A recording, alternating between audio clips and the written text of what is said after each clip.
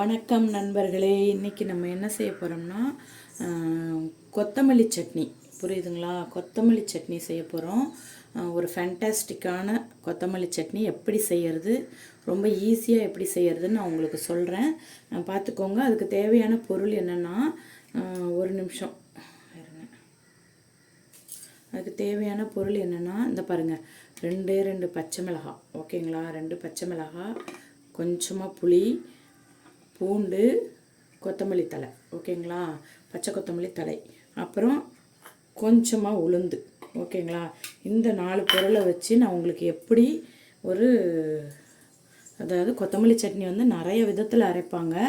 ஆனால் நான் வந்து இந்த ஸ்டைலில் தான் அரைப்பேன். ரொம்ப ஃபேண்டாஸ்டிக்காக இருக்கும். பாருங்கள் எப்படி செய்கிறேன்னு பாருங்கள்.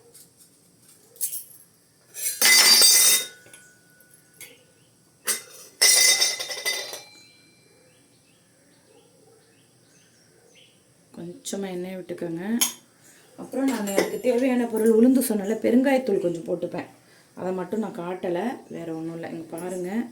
ஃபஸ்ட்டு புளி போட்டுக்கோங்க, அப்புறமா பூண்டு போட்டுக்கோங்க, அப்புறமா உளுந்து போட்டுக்கோங்க. ஓகேங்களா?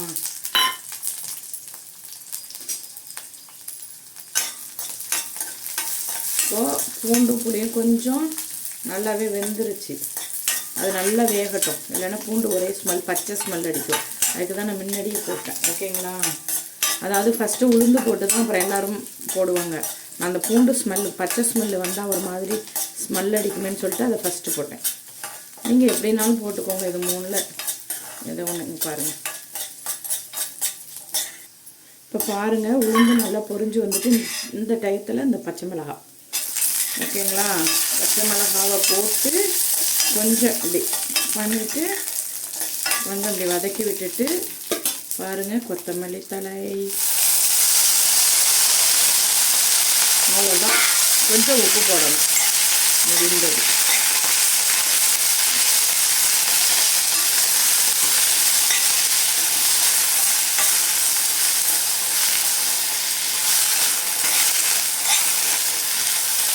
நம்ம கொத்தமல்லி தழை எவ்வளவு போட்டாலும் ஃப்ரெண்ட்ஸ் என்ன ஆகும்னா கொஞ்சமாக வந்துடும்.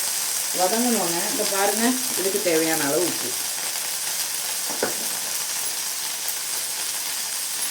வதங்கணுன்னு ரொம்ப கம்மியாயிரும். ஓகேங்களா?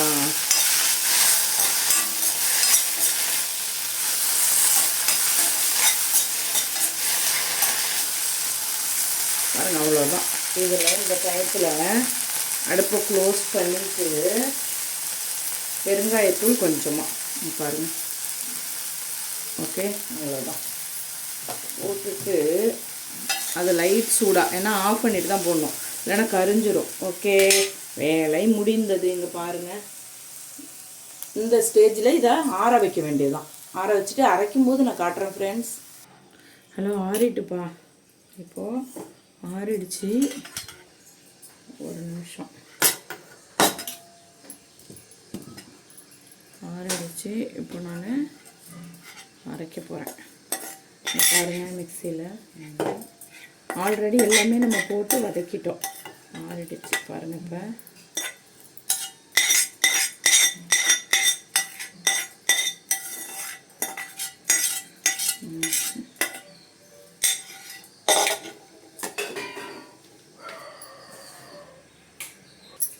இப்போ வாங்க அரைச்சிட்டு வந்துடலாம்.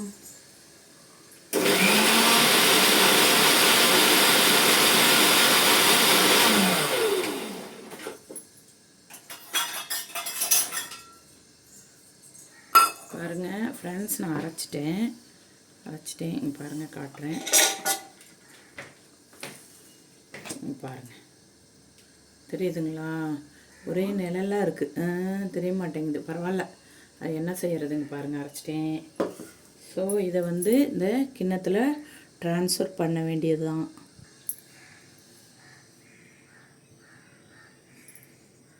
இப்போ வாங்க ஃப்ரெண்ட்ஸ், இதுக்கு ஒரு நல்ல தாளிப்பு ஒன்று கொடுத்துடலாம்.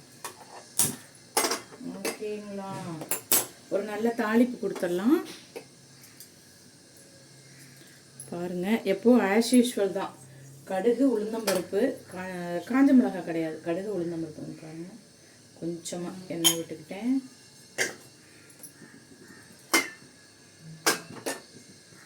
எண்ணெய் காய்ந்தவுடன் கடுகு பாருங்க,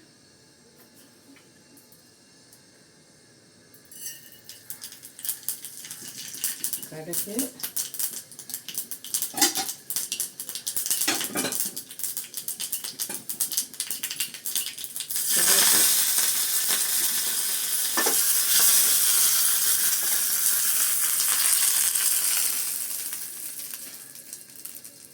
அவ்வளோதான், சட்னி ரெடி.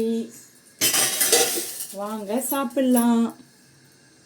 ஓகே ஃப்ரெண்ட்ஸ், இந்த வீடியோ உங்களுக்கு பிடிச்சிருந்ததுன்னா உங்கள் சேனலில் போய் பாருங்கள். இதில் ஏதாவது குறை இருந்ததுனாக்கா கமெண்ட் பண்ணுங்கள். வேறு ஏதாவது ஒரு ரெசிபி போடணுன்னாலும் சொல்லி கமெண்ட் பண்ணுங்கள், நான் கண்டிப்பாக செய்கிறேன். என்னோடய சேனலுக்கு புதுசுன்னா என்னோடய சேனலை சப்ஸ்கிரைப் பண்ணுங்கள், ஷேர் பண்ணுங்கள், லைக் பண்ணுங்கள், கமெண்ட் பண்ணுங்கள், பெல் ஐக்கானை கிளிக் பண்ணிக்கோங்க. அப்போ தான் உடனுக்குடனே என்னோடய வீடியோஸ்லாம் உங்களுக்கு வந்து சேரும். ஓகே பாய், அடுத்து ஒரு ரெசிபியில் சந்திப்போம்.